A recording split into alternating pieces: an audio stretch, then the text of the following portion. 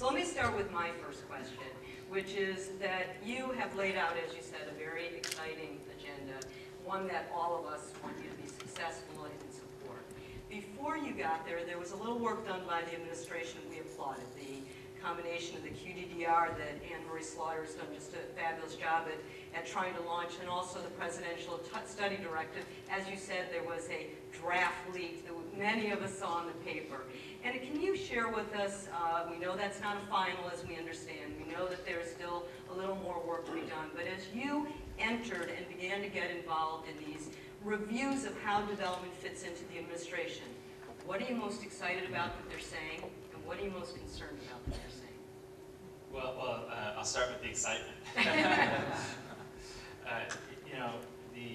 Well, I should start just by saying that we need more people at USA that knows what a hashtag is. So that's part of our we know that effort. We'll help you. But I'll start with the PSD. Of course, this is a process I jumped into pretty late in stream. I applaud the effort. I actually think in order to achieve outcomes and to build excellence against specific areas, you have to know you're doing that to begin with. And the fact that the whole administration, in a very broad way, has engaged on this process demonstrates, I think, one of my points, which is that development is really no longer limited to the traditional development community, but includes a very broad community.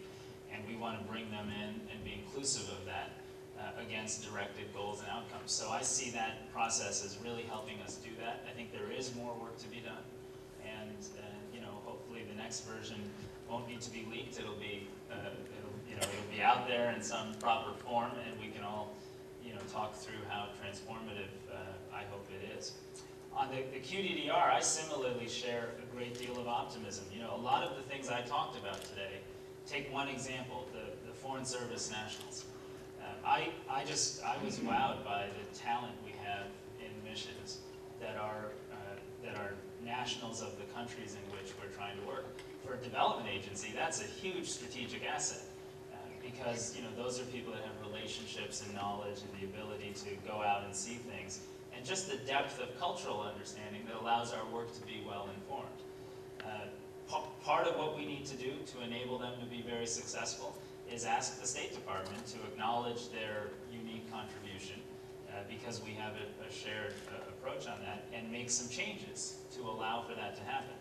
There are a lot of examples like that, and the QDDR is a great vehicle for saying, okay, this is important, we got to fix this, and we're no longer going to take as an excuse that this isn't, we can't fix it without the State Department, or we can't fix it without some other organization or agency support it. We're saying this is important, it needs to be fixed, and we're going to fix it through that QDDR process.